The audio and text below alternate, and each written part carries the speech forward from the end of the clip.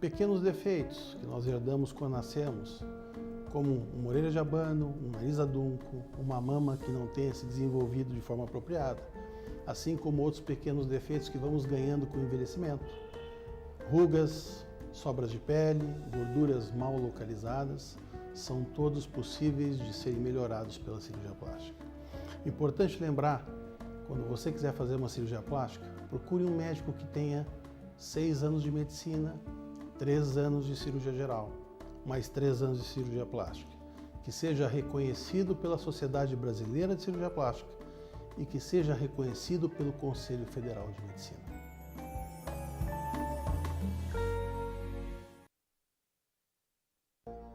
As crianças do Lar Santo Antônio dos Excepcionais possuem inúmeras necessidades especiais. Medicamentos, fisioterapia, aparelhos, exames.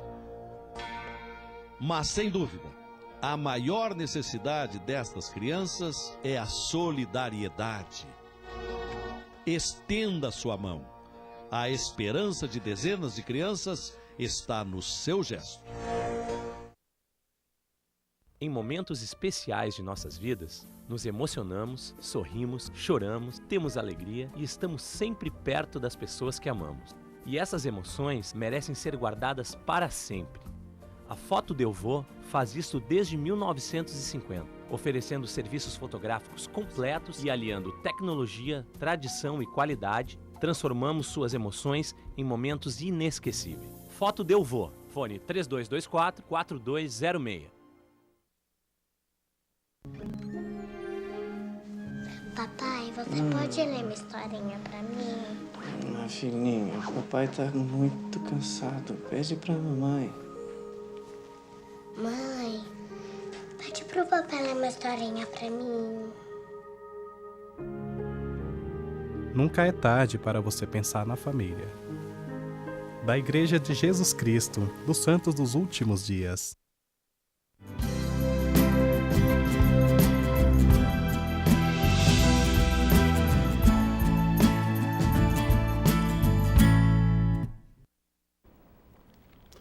Bom, vamos voltar de novo para o Dr. Carvalho, deixar o Dr. Carvalho falar um pouquinho de novo, né?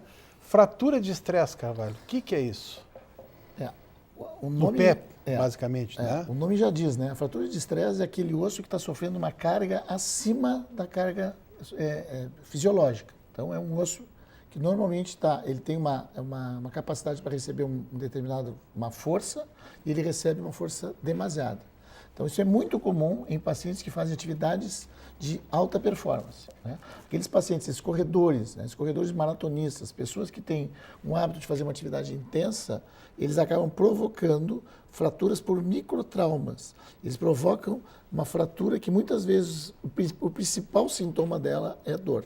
É aquele paciente que vem fazendo uma atividade intensa, geralmente no pé, ele sente dor no segundo metatarso, que é o metatarso mais fixo e o que mais dá dor. Muitas vezes isso aí não é diagnosticado por raio-x, ou quando o paciente vem com o raio-x e já apresenta uma evidência de calo, ele teve uma fratura, ele tem dor, e aí já está calcificado, aí já passou o período da dor. Mas geralmente o paciente vem ao nosso consultório com uma história de uma atividade intensa, muitas vezes com um calçado inadequado, né? Aí talvez o bom calçado possa prevenir a fratura de estresse, né? E hoje em dia, como todo mundo está fazendo esporte, por um lado eu vejo isso aí com muitos bons olhos, né? Eu acho que a atividade física é uma coisa extremamente importante, só que muitas vezes eu acho que isso aí também é levado para o outro lado. Eu acho que tem muita gente fazendo uma atividade física intensa, sem uma boa orientação, isso é prejudicial. A fratura de estresse, ela é uma sobrecarga de um osso que deveria receber uma carga menor. Esse paciente vai ficar parado? Tem que ficar parado? Não, esse paciente ele vai ter que diminuir. Esse paciente, a própria dor vai parar o paciente, né? Normalmente esse paciente vem ao nosso consultório com uma história não traumática de dor, é um paciente que vem nos procurar por dor no pé, que ele não teve nenhum traumatismo direto, ele não sofreu nenhum impacto direto. E no exame, o paciente geralmente apresenta-se com dor localizada, né, no dorso do pé, na altura do segundo metatarso, com um pouco de edema. E uma das coisas que tem que se pensar é na fratura de estresse, né? Ela também pode acontecer em crianças na tíbia, né, por sobrecarga. Então, pacientes que têm uma atividade intensa, ginastas, né, que têm uma atividade muito intensa, não é muito frequente de fazer fraturas de estresse. Tá, e ele fica muito tempo parado? Não, ele vai ter que diminuir a atividade. Aí, na realidade, a gente faz o que a gente chama de tratamento sintomático, tu vai tratar só o sintoma.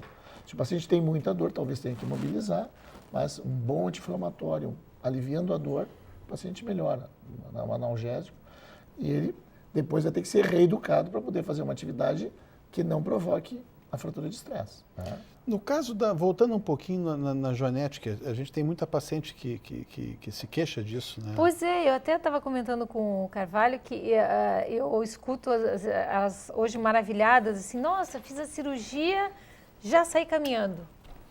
Hoje em dia, assim, ó, a cirurgia do Joanete, eu acho que ela está passando por um momento muito bom. Né? Ela antigamente era muito estigmatizada, ela tinha maus resultados e as pacientes tinham muito medo de se operar. Né? O que hoje em dia a gente consegue fazer? A gente consegue fazer uma técnica hoje em dia menos agressiva, o paciente começa a apoiar mais precocemente, né? Mas assim, tem alguns colegas que operam e que liberam o paciente para apoiar precocemente. Eu, particularmente, gosto que os meus pacientes fiquem no mínimo 2 semanas, de 10 dias a 2 semanas sem apoiar. E Carvalho, existe na tua área, porque na minha existe muito assim, por exemplo, tem muito clínico geral, ou que não é da área, não é especializado na área, que faz implante, tá? Então, por exemplo, o cara faz um cursinho de fim de semana e opera, coloca implante. Existe isso da pessoa procurar o especialista em cirurgia de Joanete? Existe. Hoje em dia... Isso é um alerta que a gente gosta muito de fazer no programa. Eu acho assim, a ortopedia hoje está muito setorizada. Né? Então, nós temos hoje especialista que trata da cirurgia da coluna, cirurgia do joelho, quadril, ombro, né? Mão e do pé, por exemplo. Né? Então, assim, eu acho que, ao meu ver, hoje em dia, não tem por que a pessoa que vai fazer uma cirurgia do pé não procurar um especialista de pé. Né? Em Porto Alegre, nós somos aproximadamente 20 especialistas de pé. E tem como a gente ver, porque, por exemplo, lá no meu caso, o paciente entra no site do CRO, clica o nome do dentista, ele vê em que especialidade ele está caracterizado, né? Se ele é realmente implantodontista, se ele é realmente ortodontista e tal. Tem como a gente saber quando ele é ortopedista especialista em pé?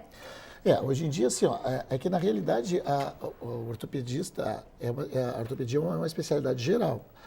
O especialista em pé é uma subespecialidade, né? Então ele pode entrar em contato com o Conselho Regional de Medicina e talvez seja informado, ou com a sociedade AMRIX, né? Que talvez informem para ele sobre os colegas que fazem cirurgia do pé. Fria, né? Exatamente. Como hoje em dia existe, o Miguel conhece bem isso, a parte da cirurgia plástica, né? Onde tem muita gente que faz cirurgia plástica sem ser plástico, como tem. Né?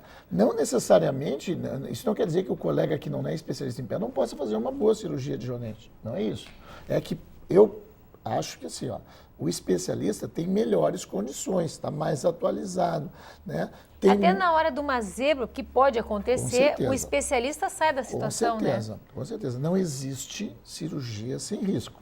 Aquele, ao meu entender, aquele médico que acha que nenhuma cirurgia tem risco, que todas as cirurgias são 100% nunca tive complicação, abre o olho, né? Abre o olho. Eu acho que essa é a primeira, né? Então, assim, eu acho que o especialista tem muito mais condição de resolver os problemas. E a cirurgia do Joanete, só para tu teres uma ideia, existem mais de 100 técnicas para a cirurgia do Joanete.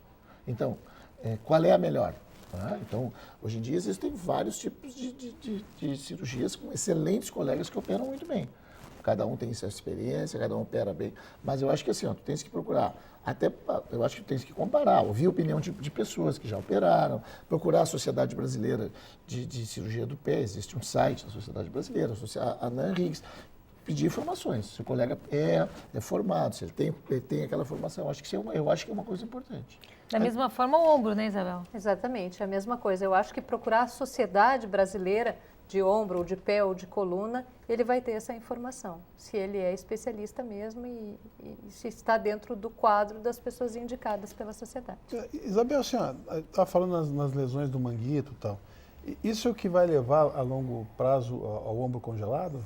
O ombro congelado é o flagelo do especialista de ombro. Deixa eu como leiga aqui, o que é o ombro congelado? Porque as pessoas estão nos ouvindo. O ombro congelado é uma inflamação da cápsula articular que leva a uma rigidez do ombro. Então, ela é uma doença autolimitada e ela evolui lentamente em fases. A primeira fase é só dor muito intensa. E todo mundo confunde com uma tendinite ou uma bursite. Na segunda fase, a dor já muda, não é aquela dor insistente, contínua, e ela muda para uma dor mais ao movimento e lentamente o ombro começa a ficar duro, por isso ombro congelado. O nome técnico é capsulite, né, de inflamação da cápsula, capsulite adesiva, porque essa cápsula se gruda tanto no osso quanto com ela mesma. E isso diminui a amplitude de movimento e essa diminuição de amplitude é extremamente dolorosa. E eu digo que é o flagelo porque as pessoas vão de médico em médico e fazem exames e fazem ressonância e na maioria das vezes não aparece. Por quê? Ela vai aparecer no exame físico. Se alguém pegar um lado e outro, testar, comparar e ver que há alteração das amplitudes de movimento e que aquele ombro está duro, não é mais elástico.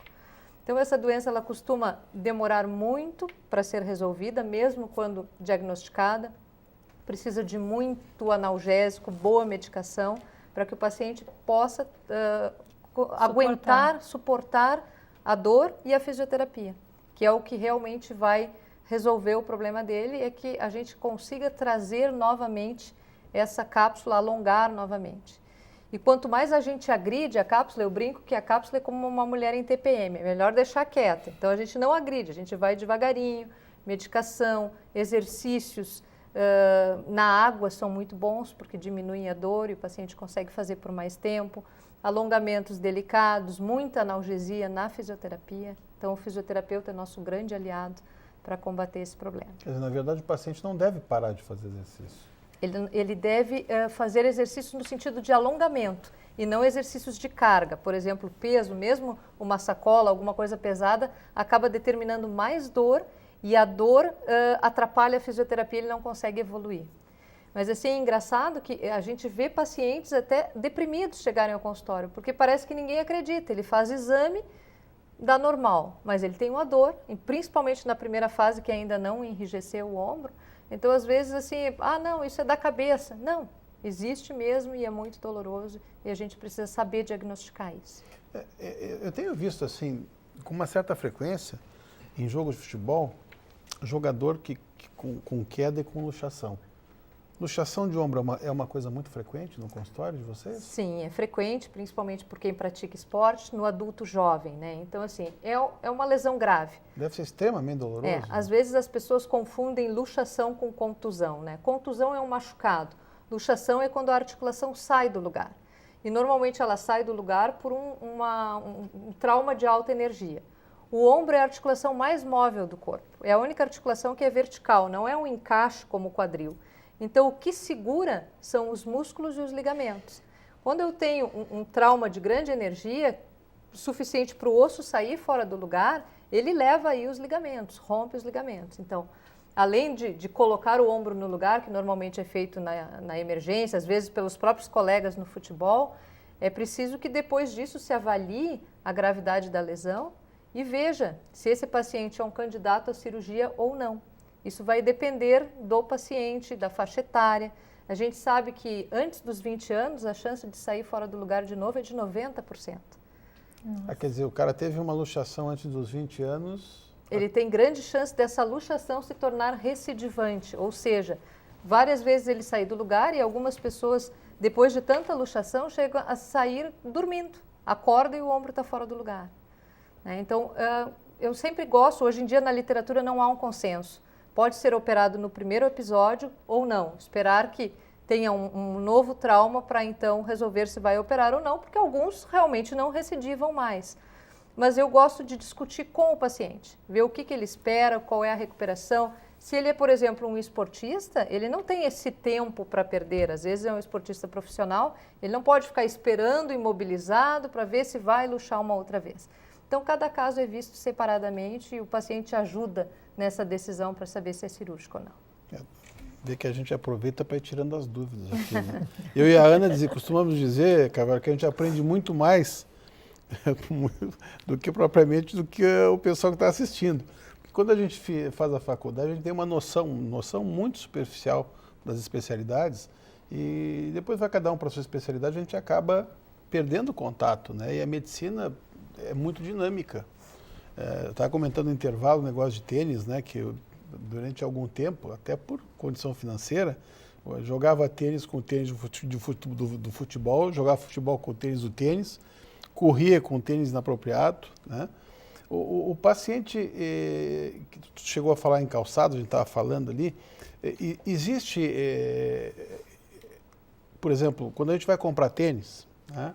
Tem algumas marcas de tênis que tem assim, tênis para quem tem o joelho mais aberto, mais fechado, que pisa mais para fora, mais para dentro. Isso é uma realidade? Quer dizer, ele tem que se preocupar com isso? O paciente tem um pé plano, um pé chato, nem se falava, né? Ele tem que usar um tênis Tem diferente? Que se diz, né? Ele é Pronado e supinado. É que na realidade, o que acaba acontecendo? Hoje em dia, existe um mercado de tênis que vende tênis para quem tem pé pronado e pé supinado. Ou seja, para quem tem o pé virado para fora, que está supinado, ou pronado virado para dentro. Isso, assim, ó, o que acaba acontecendo? Durante a marcha, tem momentos em que o nosso pé está pronado e tem momentos que o nosso pé está supinado. O que a gente precisa ver é que isso aí muitas vezes é fisiológico. Tem pessoas que têm o pé chato, pé plano, né? 80% dos pacientes de raça negra têm pé plano. Isso é uma característica pessoal, né? E o pé plano, contrário ao que se imaginava um tempo atrás, ele é um pé muito melhor do que um pé cavo, porque tu tens mais área para distribuir carga. Eu usei durante um tempo na minha vida o raio da palmilha, aquela, porque eu tinha o pé chato. Ainda bem que eu não usei. Botinha. E botinha. Tinha que usar. Pois é. Ainda bem que eu não usava. Continua chato. Isso aí, assim, ó, todos nós usamos. E hoje em dia, o que se sabe, principalmente sobre a palmilha, né? O que se sabe é que, assim, ó, a palmilha, ela não faz o que a gente imaginava que ela fazia. Né? A gente acreditava que aquela curvatura, o arco do pé... É uma palmilha de ferro, cara, de aço. Se usou muito, eu acho que hoje em dia. Então, assim, hoje em dia, a criança, dificilmente, eu não vi mais na rua, não existe mais isso. A criança de hoje em dia também não aceita isso. Então, assim, o que se faz hoje em dia? Hoje em dia, tu faz com que o paciente, muito antes pelo contrário, o paciente tem que trabalhar o pé, ele tem que apoiar o pé. Então, as crianças, a gente recomenda que elas andem mais descalças, né?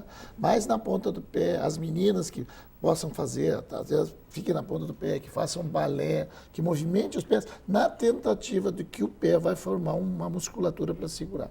Mas o pé plano, ele não é tão mal visto quanto era antigamente. Antigamente tinha aquele negócio